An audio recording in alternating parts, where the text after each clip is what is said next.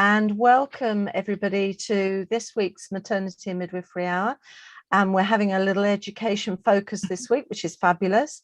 I'd like to welcome you. Ooh, can't get my words out properly. My name's Sue Macdonald, and I'm the happy curator for the Maternity and Midwifery Hour and the Maternity and Midwifery Festivals. And it's my delight to be chairing this evening's session. And I'm joined by two wonderful associate professors from Nottingham, Joanne Foster and Amanda Wain. That's their Sunday night names, I'm told. So it's Jo and Mandy. And as always, what we do first thing is put both of our guests onto the spot and ask them for a moment of the week to share with us. So perhaps we could start with Jo with a moment of the week. Thank you very much, Sue. So my moment of the week has got to be that it is my wedding anniversary today. The anniversary. So one of the things as midwives is we need a very understanding partner. So so that's my moment of the week. I'm sure we'll be celebrating after we finish tonight. Fabulous. Thank you. That's very special. Mm. Should I ask you what number it is? It is 26 years. Oh, no, you must have been a child bride. A baby. Oh my goodness. Well, congratulations to you and your husband. How wonderful. Thank you very much. Thank you. Fabulous. Okay. Now how about Mandy? Can you top Jo's well, probably not top trump that one, but my moment of the week, I'm very excited that at the weekend I'm going down to Cardiff with my daughter and we're going to see Ed Sheeran in concert on Saturday night. So we're having a girly trip away and having an overnight stay. So looking forward. I haven't been to a concert for years, and I love sort of live music. So this will be great to get back into the swing of that and do a bit of cheering. Fabulous. I suspect there's going to be a lot of people listening or watching who are going to be green with envy for you. So I hope you can have a wonderful time with your Looking daughter. forward to that. That's Thank lovely. you. These are lovely family moments. Fantastic. Thank you so much. Well, I'll just remind everybody where we started. I always like to do this. The Maternity Hour was born nearly now 3 years ago at the beginning of the pandemic, and we were born really to help midwives, student midwives, people in maternity services really connect and have some continuing professional education or development in quite short, digestible bits, because people were very busy, very stressed, obviously, with the beginning of the pandemic, and still are to a certain extent, because, of course, it's still with us.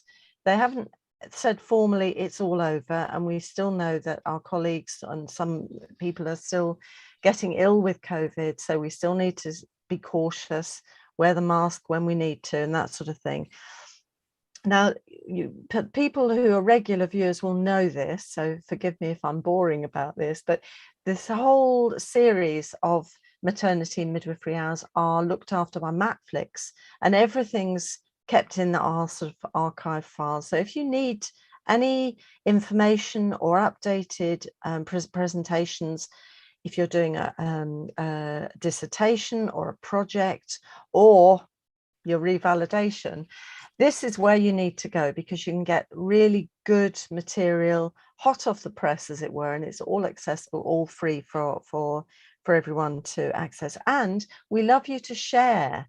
So if you, and I know that's part, I've got the revalidation on my brain really, but if you need to share things for your revalidation, reflection, working together activities, this is perfect. And you can take it to work and say, let's watch this. Let's watch Jo and Mandy tonight or this afternoon when we've got a quiet moment, if only, and have a discussion, because that's really important, I think, for midwives and student midwives, especially at this time, to be able to get that sharing as much as possible. Now, I would just say the usual big thank you. Thank you to our midwives. Thank you to our student midwives and our maternity care support workers, our paediatricians, our obstetricians, all of our NHS colleagues that keep us all going in our fantastic NHS. And I'm really reinforcing this, because one of the lovely things about the pandemic, there wasn't anything very lovely, but one lovely thing was people really grateful to the NHS and the NHS staff, and really valued people for what they were doing. And I think it's important, especially at the moment, to just remember that, and remember how important you all are to the people you look after, your colleagues, to your family, obviously. because I think it gets forgotten sometimes, and especially at the moment when it's very stressful and difficult, you need to remember that and look after yourselves. Now, news. Now, I always have my little notes here as well. Now, this week, Monday was International Day to End Obstetric Fistula. I think we'll have to do something about that because we haven't covered that sort of thing for a while. And on the 29th, we've got the International Day of UN Peacekeepers. And that's a really important thing to think about, because it would be lovely to think of our world at peace. It's something that's difficult to think of at the moment with everything going on in the world, but maybe it'll happen and we can actually get on with life instead of being at war and in conflict. Okay, big news is the publication of the Black Maternity Experiences Survey. I have it there. And if you haven't read it, this is today's homework of the day, because this was only launched yesterday by 5x more. It's spelt 5x more, five times more, led by Tanuki and Chloe, who set up the 5 times more a couple of years ago, and it's very sobering reading. We really all need, as midwives and student midwives and anyone in the maternity services, need to really absorb and think about the findings, because they're really quite worrying. They're really quite depressing if you're wanting to give a high quality care to all of the women and families that we serve and all the babies that we serve. There were lots of, with the research included surveys, online surveys, and also in-depth interviews, which are again very sobering reading. And there was many women who reported poor levels of care, and I can't go into depth into it hugely, but one quote was, the midwife said in a mocking manner moments after I gave birth, "We'll see you here next year anyway," which I felt was implying that because I'm Somali, I'll just end up giving birth every year. And then there was another one that was really shocking. First visit, a nurse said she was shocked that I knew who the father was, as people like me usually don't know. And this was by a Black mum. And when you read this sort of thing that women are saying, it's really quite sad. But no, it's more than sad. It's very shocking. I always find it very shocking, because these are what women are experiencing. And I think we really have to address it. We really have to look at ourselves and look at what we're saying. Something you might think is a throwaway remark, the woman is going to hear, and she's going to be thinking, what does that mean for me? Why is she talking to me in that way? What does that mean as a mum? So I think there are some recommendations there, and I think I'm going to leave it to you for your homework, because we'll return to this next week, because I think it's a really important report for us to absorb and use in our education. I've got 2 lovely educationalists here, so I'm sure they're reading it cover to cover as well. And also, the other bits of news we've got, and this is awful. This is awful as well, hearing about the 19 little children and 2 teachers in Texas school, an elementary school, killed by a young man for whatever reason. Who knows what reason he had.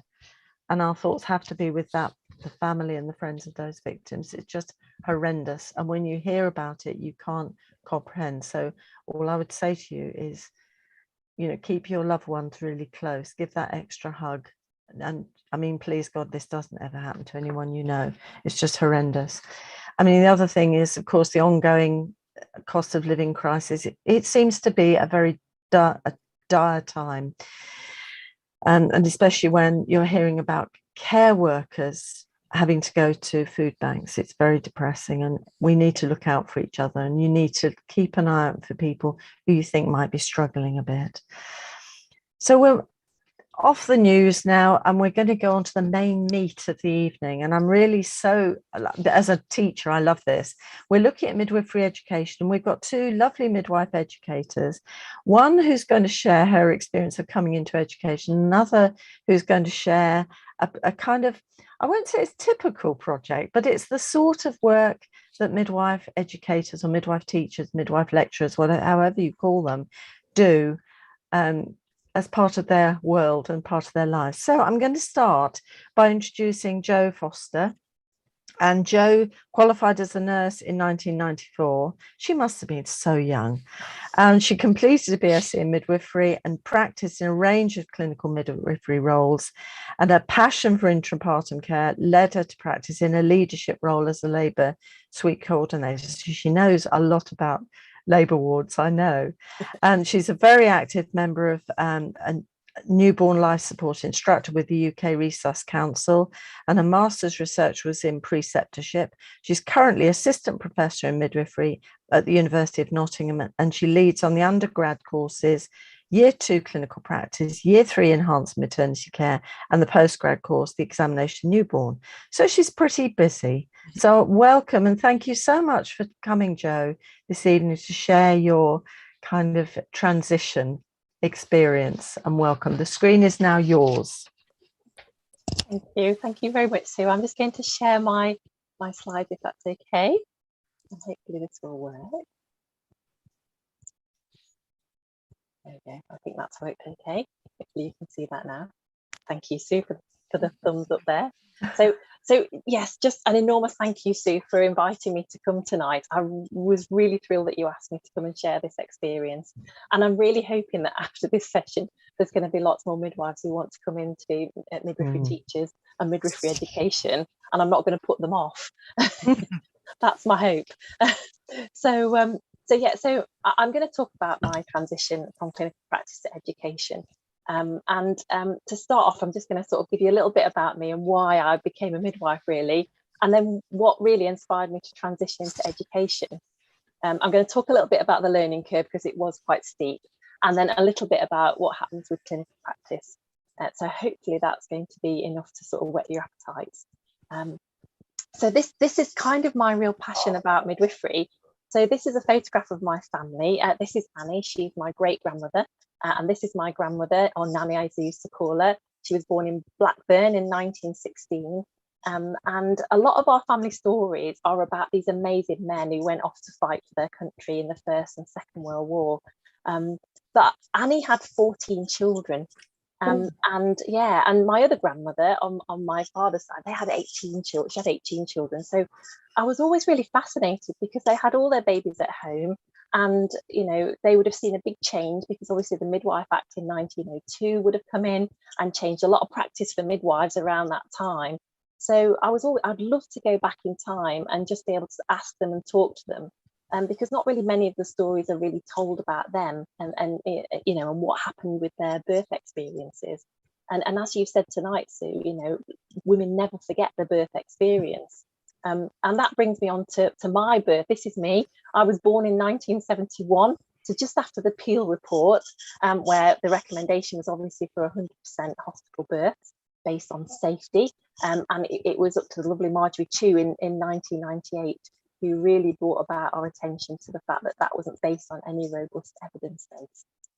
So, you know, we've got a lot to sort of thank Marjorie for in exposing some of that information. But my mum's experience was really not very compassionate at all either.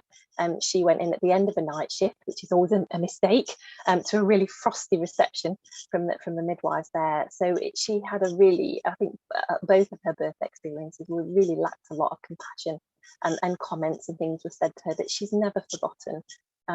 But then, you know, I had the call in to become a nurse and a midwife, obviously quite an early call in there. We recruit young. So I left St Helens, which is where I was born, best rugby league team, just get that in there. And I came to Derby, and I came to Derby because they did direct entry midwifery. And I actually ended up doing my nurse training, which I'm really glad I did. I loved my nurse training, made some exceptionally close friendships, a friend of which I currently am friends with. She was my mentor when I was a student nurse, and you know, she's been somebody who's also been a really strong influence in my career. So, and then, as you say, Sue, I went on to do my midwifery training, and you know, I trained to be a midwife. I worked in a number of rotational posts, but eventually found my place on labour suites, which I loved, intrapartum care, and really passionate about newborn life support. And I went on to do my master's because one of the things I really found that being newly qualified was really quite difficult and quite stressful. And I was really quite passionate to support those who also found it, a quite stressful transition from being a senior student to being a junior midwife. So I used some of my master's research. The Trust were really receptive to some of the findings in how they could make their own preceptorship programme a little bit better. And that's something that I think led me on to sort of becoming a Labour Suite coordinator as well. And although I love being a Labour Suite coordinator, an opportunity came up at the University of Nottingham to take on a practice health lecturer role, which was a secondment where you work 50% of your time in practice and 50% of your time with the university. And that's when I got to meet some of these amazing people, really. So I was really lucky. You probably know some of these people by reputation, but I was really lucky to have someone called Maureen Rayner allocated to me as my mentor when I first came into education. And I really have got Maureen to thank for really giving me a really good grounding and establishing me as somebody who really wanted to be part of the education for midwives. And Maureen was there to sort of support me and give me lots of opportunities, give me a really good taste during my secondment of midwifery education. And then I went on to apply for a substantive post, and Maureen was still there to help support me and give me the sort of, the sort of experiences and support when it's tough. Somebody who to go to and be an ear, as well as somebody that was a mentor. And then you probably recognise some of these other people there who are just really inspirational people. So Professor Helen Spyby, who is, I still get a chance to work with Helen now. Helen was our head of midwifery for quite some time. And Helen's just been an incredible support, as well as being very inspirational. Her compassion, her warmth, and her real sort of passion for sort of research and how that can sort of really support midwives, support women, has been something that is really really strong, and it really helps support you as an educator as well. So she's been great. And Julia Allison is somebody that you may have heard of as well. Julia was one of our honorary assistant professors and was part of our module team. And I think Julia was somebody that really taught me that it doesn't matter how old you get, and I'm sure she won't mind me saying that, but that to really just continue that drive and that passion. And Julia's done a lot of work in looking at midwives from the past, and sort of dispelling some of the myths around how midwives were perceived. And then there's Dennis, who I'm sure you also know by reputation, another person who's been quite a strong influence in some of my teaching and some of the learning that I've done throughout my education. So and Phil Ray, so the thing that all of those midwives have in common, Phil isn't a midwife, but it's just a real passion and enthusiasm for research, for midwifery education, and how that can be used to support midwives, to support women, so midwives can advocate for women in their choices. But moving into education was quite a challenge. So Phil Race is somebody who doesn't know me. Phil is a retired lecturer, actually, but he's somebody that I've watched and listened to a lot in how to make myself a better educator, particularly around assessment, which I'll come on to in a little while. So the thing you need to know is that when I came into education, I've been in clinical practice for about 20 years. So it was very steep, the learning curve for me, particularly when COVID hit. But there are lots of social and political challenges, and it's very different to the NHS. My relationship with my students became different. I wasn't a mentor anymore. I was an educator, but that did really afford me the opportunity to really get to know my students really well and offer sort of pastoral support. A contentious thing is the finances. So as you know, students have to pay fees now in order to train to be midwives, and that is quite a contentious subject. But it also can mean that students face some quite significant financial hardships. So that's something where the pastoral support really does sort of have a really big umbrella sort of effect.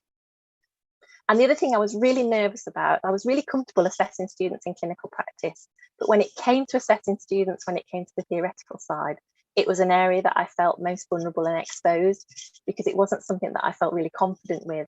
And Maureen got me doing lots of shadow marking. She was somebody that was a really good encourager in sort of like going with what I thought, but also following some of the guidance. And that's where Phil Race came back in. I've heard him talk quite a few times now, and he talks a lot about assessment and student feedback, and how a lot of the time students don't often read their feedback, they just look at the grade. So I've worked really hard to see how student feedback not only can feed into my the way I give feedback to students in their assessments and how they can do better, but also how that feedback can feed into my own style of education, you know, to make that better and easier for students. And then really another big passion of mine is women-focused education. So the steep learning curve is when you move into education, you lose that woman contact that you were so very used to.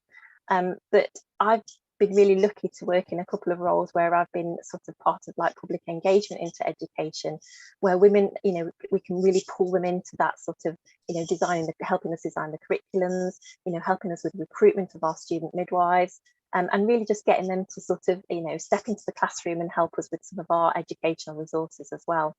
And that's been really rewarding, I have to say. So the big question is, what about maintaining clinical practice? Well, for me, this was something that was really difficult. And when I took a substantive post, I knew that I was going to have to sort of step out of clinical practice full time. But I did try to maintain that. For about 2 years, I went into clinical practice and worked and continued to work as a labour suite midwife. But it got really quite challenging, and trying to maintain all the mandatory training, etc., was quite overwhelming, because the job in education is so big and there isn't really anyone to hand those things over to. You kind of carry that workload yourself. So I found it very difficult.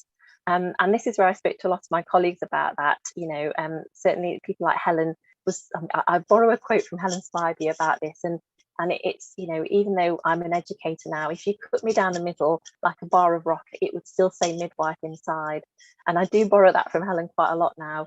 But I'm content with my role as an educator now, but I do miss clinical practice. And career opportunities and progression. So the one thing you need to think carefully of is planning it. So I had to take a step down in my salary when I came into education, and that's taken a while to get back to the level that it was at when I left. But the opportunities are really self-limiting. You know, I've had some fantastic opportunities. I've had some collaboration with the Netherlands. I've been over there to do a couple of their conferences. One of our module teams won a Lord Deering Award, which is a little bit like a mini Oscars for the university. And the wonderful Mandy, Wain, who you're about to hear now, we've done some really good dissemination of our work. So we're a bit of a YouTube hit on some of the obstetric emergencies that you might see, but also the opportunities for supporting students and getting them awards and getting them nominated for some of the RCM stuff too. And finally, this is what it's all about. So the people that do continue to inspire me is I work in an amazing team of other midwifery tutors and midwifery researchers. And I feel really lucky about that, because we get to support these guys out there and get to the end of their programme. And some of our students sacrifice such a lot, and they've got that passion to want to come and be midwife. And I wish you could see some of that, because it would make you so proud that our profession has got these amazing people coming into it who really do want to make a difference for women. So when we get to this day, they're often at graduation, they've been qualified for about 6 months and in their jobs. So we get to share some of this celebration time with them, that they've got to the end of that really long journey. And that is an exceptionally rewarding part of being a midwifery educator. And afterwards, is that right, Sue?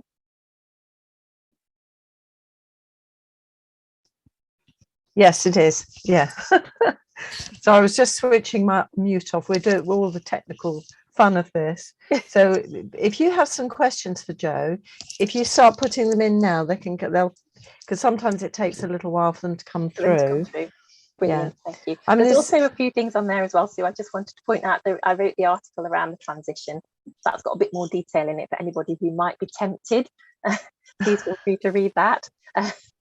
And that's, I mean, that's fabulous. And I was just, because that's one of the, Jo did a really, really good article in the British Journal of Midwifery, wasn't it? And this is on, and I should have just reminded people who are watching that there is the usual resource sheet with a few little references for things that you might find interesting and useful to access after this. But again, if you've got some questions, get them ready, and we'll look forward to having those come through. So thank you so much, Jo, for sharing some of the issues that you've met, and especially the sort of transition. being, you know, clinical, and then suddenly you're in academia with a different focus. You're still there ultimately, I guess, for mother and baby, really, but it's through the students, so it's a slightly different perspective. So thank you for that. Well, we'll move on to Mandy, or I should say Amanda Wain. And Mandy qualified as a midwife in 2007. She's also an assistant professor at the University of Nottingham, and her areas of expertise are within intrapartum care as well, and bereavement care. She was also previously a supervisor of midwives, and she's a midwifery practice learning and clinical skills lead for the BSc ONS midwifery degree, and leads the year 3 practice course, advancing midwifery practice. She's also course lead for the Professional Midwifery Advocate CPD module, and a link tutor to Nottingham University Trust also.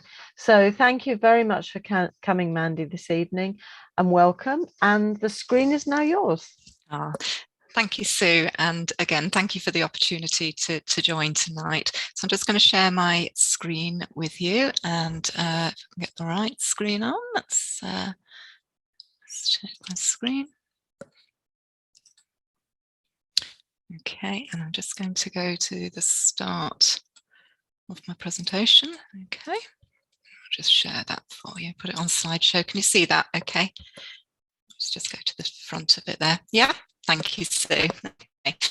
All right, so I'm going to tell you about a fantastic opportunity that I had, which was to do some collaborative work with the Association of the Indonesian Midwives, a group of educators in Indonesia, and this was a collaborative development of a BSc midwifery program, which was going to be implemented in Indonesia.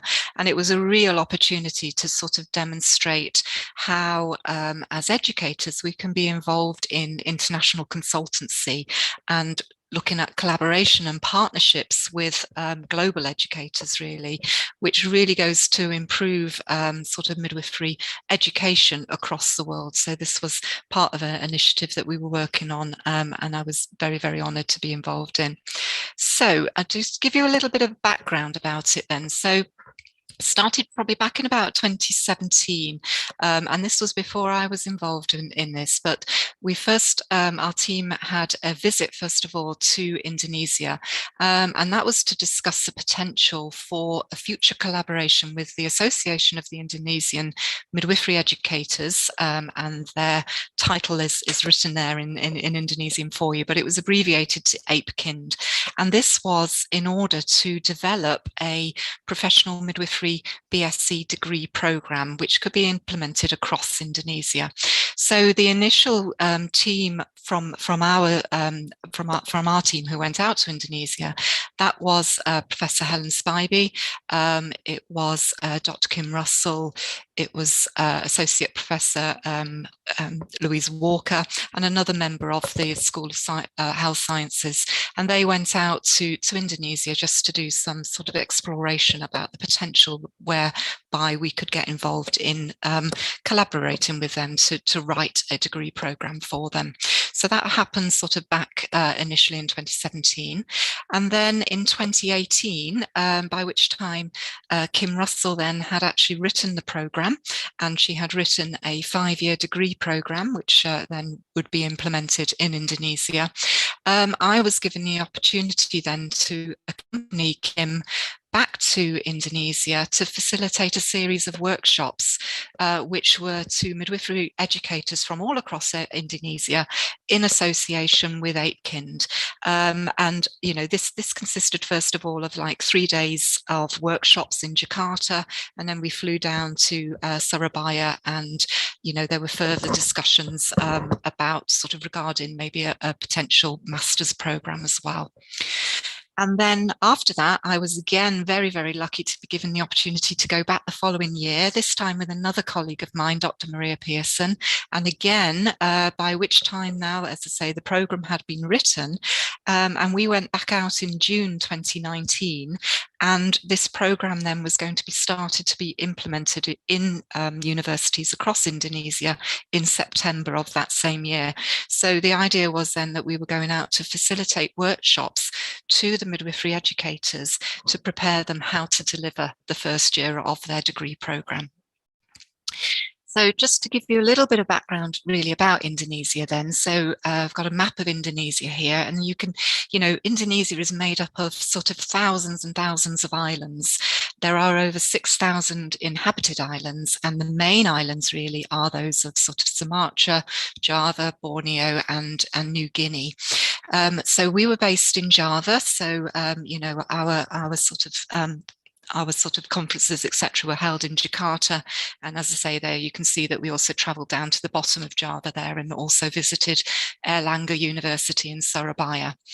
To put some context from Indonesia to the UK, so the Indonesian population is around about sort of 257.5 million people, compared to the UK population of about sort of 65.5 million people. There are approximately 325,000 midwives practicing in Indonesia, compared to a UK population of about 30,000 midwives. However, putting it further into context, the maternal mortality rate in Indonesia is around about 126 per 100,000 live births, and that is compared to a UK maternal mortality rate of around 8 women per 100,000 live births. So there was a real drive, I think, by the Indonesian government also to sort of improve midwifery education, so that they could improve outcomes also for women and their babies across Indonesia. And currently midwives then could obtain a registration by completing either a 3-year degree diploma in midwifery or a 5-year professional midwifery program.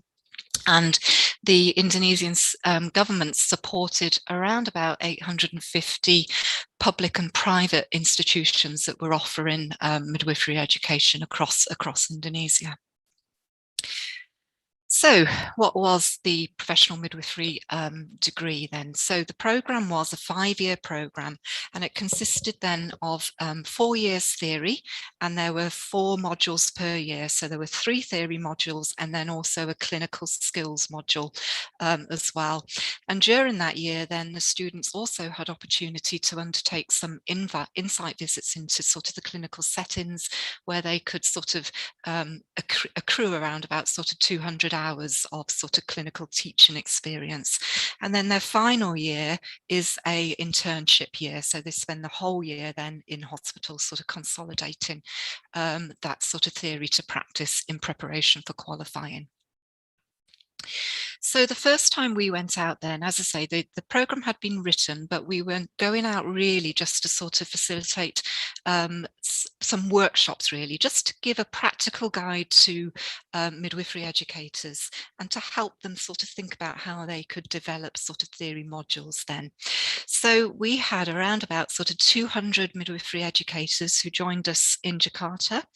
And we hosted over the course of 3 days a series then of different workshops, and these included teaching them about sort of module leadership, how they could plan a module, a theory module, the sort of content that they needed to sort of think about to put in that module, how to timetable, how to think about assessments as well. So traditionally in Indonesia, the students really sort of only did exams. Okay, so a whole new concept really in our program was that to introduce them to different ways of assessment.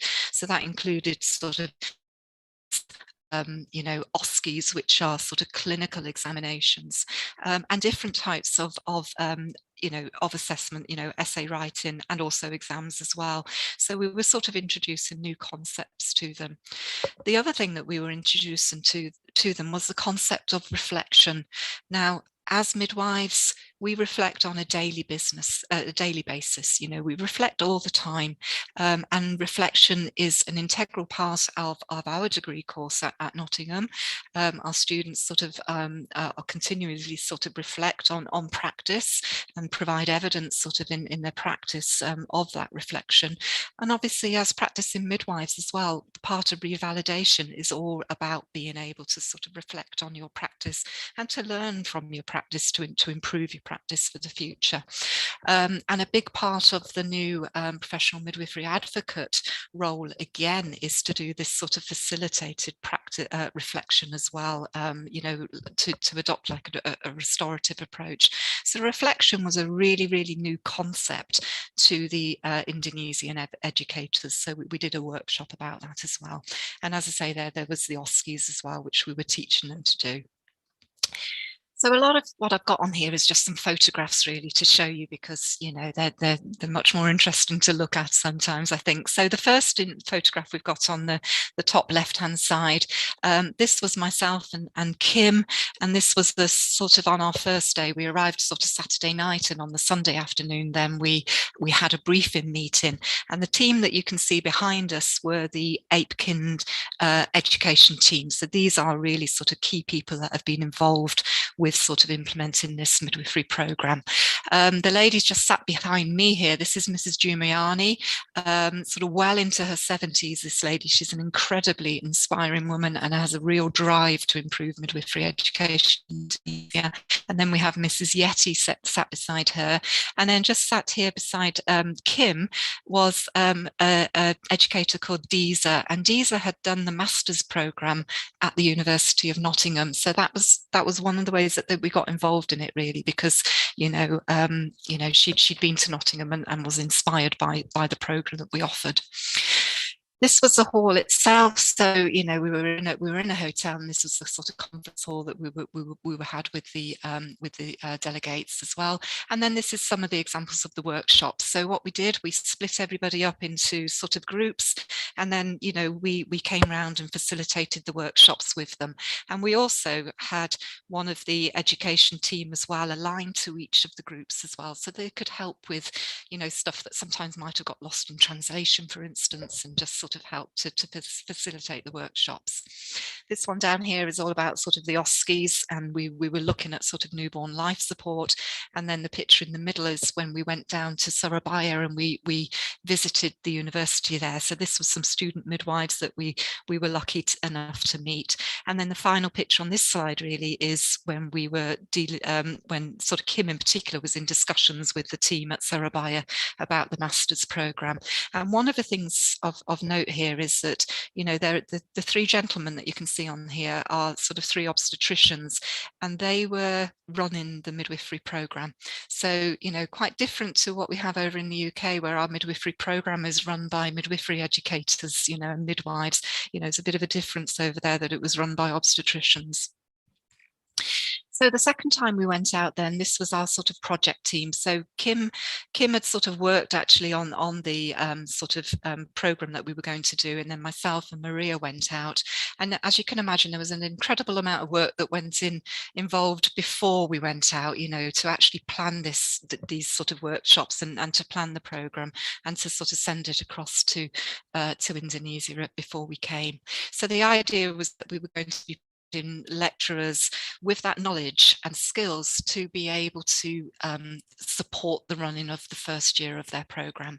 So we had 5 days this time in Jakarta. So day one was all about sort of learning how to look at modules, different modules, and how to plan those, how to timetable on day 2, how to plan teaching and different learning activities on day 3. Day 4 was all about how to introduce blended learning activities, so different styles of teaching.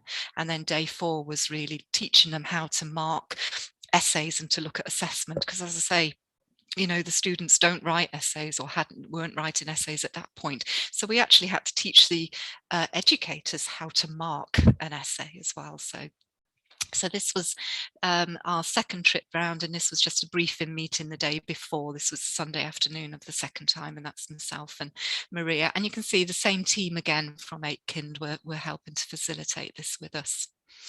So the first day then, okay, was all about module planning. Okay, so as I say, we were looking at introducing modules to them. So what we did, we put everybody in groups, and they stayed in their groups all week. And so we put them into a module team. And we had the curriculum, and they all had copies of sort of like the written curriculum and all the different modules that you know, were in year one. And we gave them each a module. We gave them a theory module, and the idea was by the end of the week that they were going to be able to sort of plan how to implement that particular module. So they had to pick a module lead. They had to think about what members of the team would be doing in their different sort of roles and responsibilities. And they had to look at what the content was and think about how they were going to map that content and how they were going to sort of deliver that module. We had to get them to think about assessment, and we had to think about as well, you know, was the assessment right for the module? Was it constructively aligned? Would the assessment meet the learning objectives for that module? So all these new concepts that we were bringing into them to try and help them develop. And also, you know, they had to produce a module handbook as well. So, you know, there were lots of us going around and facilitating lots of presentations. They all had flip charts, post-it notes and everything. And, you know, and they all took times to sort of present back for their findings. The second day was about timetabling. So now again, they had the same module, but now what we wanted them to do was to produce a 6-week timetable for that particular module, and to think about the different teaching methods that they were going to do and how we were going to link that content to the student learning, really. So again, a full day on sort of how to prepare and to sort of plan timetabling. Always a little bit of social in between as well, and we were lucky when we were there. So Mrs. Giumiani, who's in the middle here, it was her birthday on this particular day, so we had a little celebration for her at lunchtime, you know, and she, as I say, such an inspirational lady. So, you know, it was very, very hard work. We the modules, the workshops ran from like 8 till 5, so very, very long days. And obviously, you know, we spent time in the evening sort of reflecting on what we'd done and then prepping the next day. But we were very, very well looked after as well, you know, and this was just one example where, you know, they of their hospitality. They were so generous and really, really looked after us. So we ate an awful lot of lovely food while we were over in Indonesia. So day 3 then, so again, another full day. So now we're working on, so we'd planned the module, we'd gotten to timetable. So now what we were thinking about is different ways of teaching and different teaching methods. So we were trying to introduce them to different types of teaching. So again, traditionally, they've done a lot of behaviourist sort of teaching where, you know, there might have been in the form of like a lecture where, you know, the educator stood and sort of talked at the students. So we were trying to bring in different ways of teaching. So some lectures, seminars, you know, much more student involvement, workshops. We also were introducing them to the concept of doing sort of online learning as well. So whereby, you know, they could sort of access lots of online resources. So this was something that we were sort of involved in, sort of sharing some of the resources that we'd worked on at Nottingham and showing them really just how, you know, that could sort of really enhance the student experience as well. So we sort of shared examples of what we'd done, and again, we're just getting them to sort of think about different ways and innovative ways of teaching. Day 4 was about blended learning. So blended learning is very much, again, where, you know, the students are encouraged to do some learning before they come to the session. Again, that might be by looking at an online resource or going through, you know, different resources to prepare them for a session, and then actually coming into class and then discussing that sort of session, and then sort of moving on from that and sort of further sort of developing that particular concept of the session.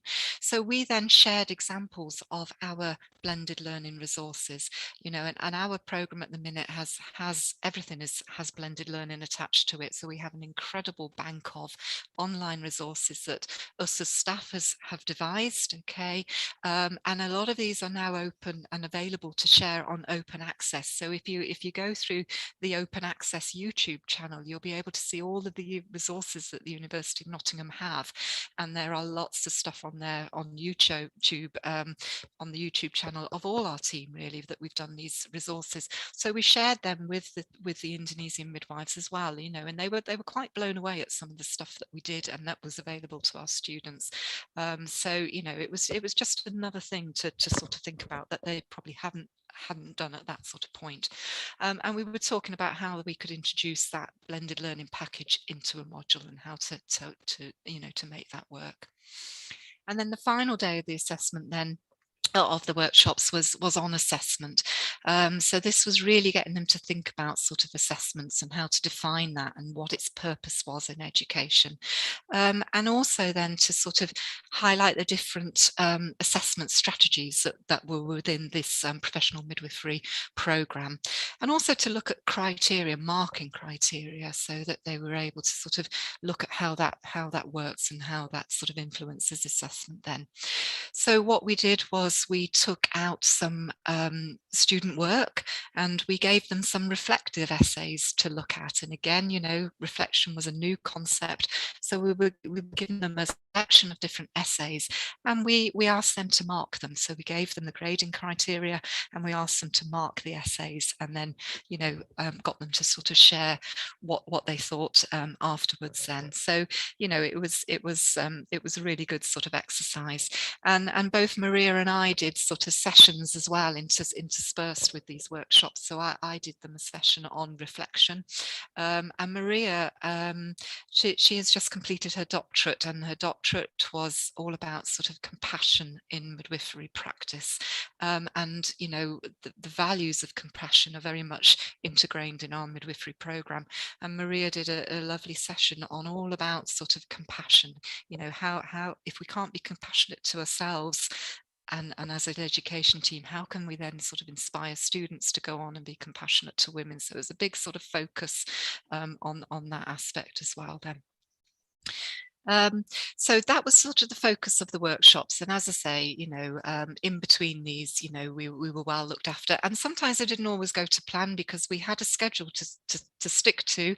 But, you know, some afternoons they might say to us, can you change tomorrow? And, you know, we'd already done all the planning for this, you know, so we had to be sort of quite adaptable sometimes, you know. So it did involve Maria and I sort of working quite late sometimes into the evenings just to sort of prep for the next day, and again sort of reflecting on what we'd done.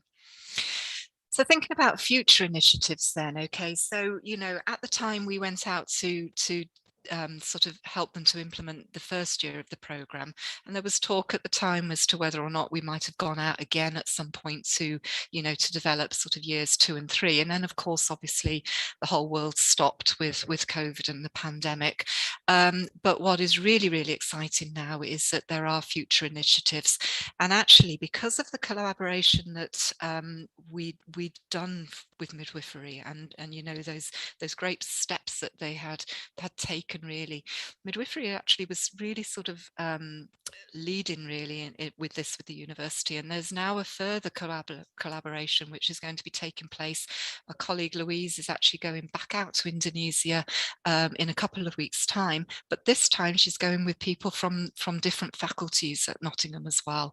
You know, Nottingham has a huge global profile, but you know, we've got sort of faculties such as engineering going out, and that really sort of raises the sort of game, but it puts midwifery on the map actually, because, you know, we've already done some pioneering work to influence sort of education in Indonesia already. So it's really now quite inspiring that the other parts of the university are getting involved in going out to do sort of initiatives in Indonesia as well.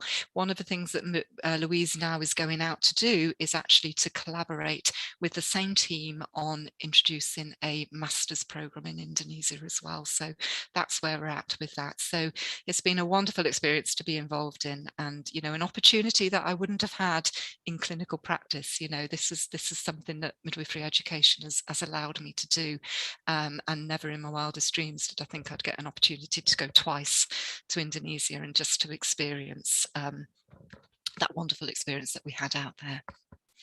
So that is my presentation. So thank you, and I'm happy to take any questions as well.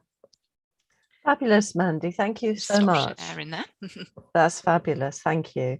I mean, it's quite interesting when you were saying about you wouldn't have got that opportunity if not in education. It's, as you were talking, I was thinking it would be really interesting to do a very joint education and practice visit, because I know when I've done international work myself, there's quite a balance to get those two together, wherever you go. So that was really very interesting.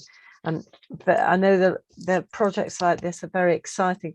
I think you I'm very aware when you say you're working close into the night. This is one of the things about international work. It's wonderful, it's exciting, and it's fantastic to meet midwives from other countries. But boy, do you work long hours. Oh yes. And the preparation beforehand as well, weeks and weeks of preparation. Absolutely. But yes, absolutely, when you're there as well. Yeah. and the time flies by. Anyway, we have some questions coming through. And the first one, and I'm not sure, I think it could be either of you that might want to answer this, is from Begum. Begum, I hope I've pronounced your name correctly. And she says, hi all, after bachelor, which band level are midwives starting to work in the NHS? I think that's a band 5 level, isn't yes, it? yeah. Because because I'm aware there's a whole process, isn't there? And I'm talking to preceptor experts here. Well, the band 5 profile on Agenda for Change, it recognises that midwives do have a higher degree of autonomy. So the band 5 role is generally a probationary role, and that the progression up to band 6 will be quite quick. And lots of trusts, usually in their preceptorship programme, they look at how they can support midwives when they first qualify to progress through that preceptorship period up to band 6. And that is acknowledged in Agenda for Change, which is one funding sort of guidance.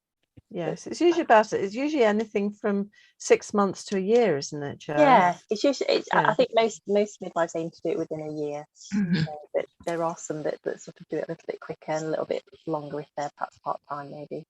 Fabulous. So I hope that answers the question, Begum. So you can move fairly quickly, but it's quite a supported process, and it means you're gathering skills as you go. So I've got a question for Mandy now, from Mariana. Hi, Mariana. Hi, Mariana. And she says, do you use problem learning solving? I think it probably has come out problem solving learning as a teaching methods in midwifery. Yes, I mean, especially as you sort of move, I think, towards sort of postgraduate education as well. There's a lot of that, but it is involved in sort of the undergraduate curriculum as well. Okay, but I think more when you're looking at sort of maybe continued professional development or sort of postgraduate teaching in particular, because those midwives come into that with such a wealth of experience and such a wealth of knowledge already, you can really sort of utilize that a little bit more and share sort of experiences. So it's quite often then you can sort of focus on a problem or a particular topic and work from that. So we use it within undergraduate, but probably more, I would say, in sort of postgraduate education. And I'm aware myself that some universities aren't so keen on the word of problem solving. It's more about case-based or scenario-based. Yes, yeah. Because I'm aware midwives love stories. And also if you can make something come alive, and I know as a clinical midwife, teaching someone through a story and what happens next is always very interesting for students. So thank you for that. It's grand. And now I've got a question here again, another one for Mandy. You're doing better. And this is from Diane. Hi, Diane. And Diane Garland. Hi, Diane. Hope you're well. And she says, what did you find the biggest cultural difference? Oh, good one, Diane. Yeah, absolutely. And you can't say the food because that was delicious. Yeah, absolutely. That was really, really delicious. I mentioned there as well that the education team at one of the universities is sort of led by obstetricians, okay, and I think that is a big cultural difference there. It's very sort of patriarchal society maybe in some respects as well, okay, so that was a bit of a cultural difference there, and probably the main one. But overall the the sort of support we got from everybody that we were out there, you know, it was just amazing. It was just amazing to see. We're actually treated a bit like superstars. I've never had so many selfies taken in my life, where everybody wanted a selfie with you and things like that. But yeah, it was sort of quite noticed. I think when we went down to Erlanger, you know, there were sort of differences there, and you know, it was you know, not challenging, but you could see that was a bit more of an influence from sort of an obstetric-led university rather than a midwifery perspective. Fabulous, thank you. Okay, we'll get on to the next one.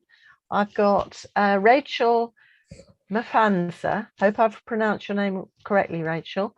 And she says, I have a diploma in registered nurse midwifery and a degree in public health from Texila American University. Can I do a master's in midwifery? Well, is that one for Jo? An interesting one, isn't it? To be honest with you, I think that's something that she would have to sort of contact the course leads to look at, you know, without really knowing sort of the background to some of her, you know, sort of educational background. If you're ever unsure, and this probably goes to anybody who's got qualifications and they're just not quite sure if it's going to fit the profile, it's always best to sort of contact the course lead, because then they can look at some of your educational qualifications and just go through that with you, so that they can, you know, give you some really sound advice. Yeah. So I'm sorry if that doesn't answer your question very well, Rachel, but I think, you know, our course leads are always really happy to look at you know, individual cases to give them the right advice. Yeah, because often you can get credits for things you've done before. Absolutely. Depending on that, there's a special whole format for this, of measuring each country's, wherever you are, we can measure qualifications throughout, but there's always a possibility of getting little credits for everything you've done, so nothing's wasted. Always very important. Okay, thank you very much, Joan. Good answer. And then I've got Lou, who says, I've been working as a midwifery lecturer at the University of Surrey for the past 6 months. We're a military family relocating to Grantham in July, so I've left the role. I loved working in academia, but the peripatetic nature of my husband's job is very limited. It's clinical. I've just funded my PG cert. Well done. Well done, Lou. I complete next week. Yay. I don't think I'll be able to use it. I'm sure you will, Lou. This isn't forever, remember. I'm exploring other options, but no education is where I want to be. Oh, this is music to our ears, Lou. Do you know of any supply bank lecturers? And I think I'll start with Jo, but I might move on to Mandy for that one. That's a really, really good question. Yeah, it is. And I think, Lou, it's an interesting one. I don't think we necessarily have like a bank system for education. We certainly don't in our university, and it would be unfair to sort of represent all universities in that. But we do have some jobs being advertised at the moment. Yeah. So it's always worth consulting the website to have a look.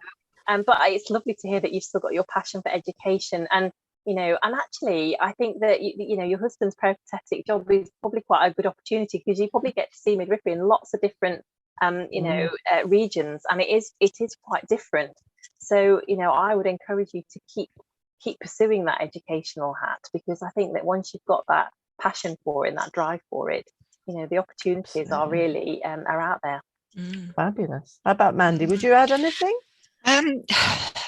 Only really to sort of say, I mean, we do have people who sort of come in just to support our teaching as well. You know, we use clinicians obviously who support it, and you know, there could be opportunities to explore that as well.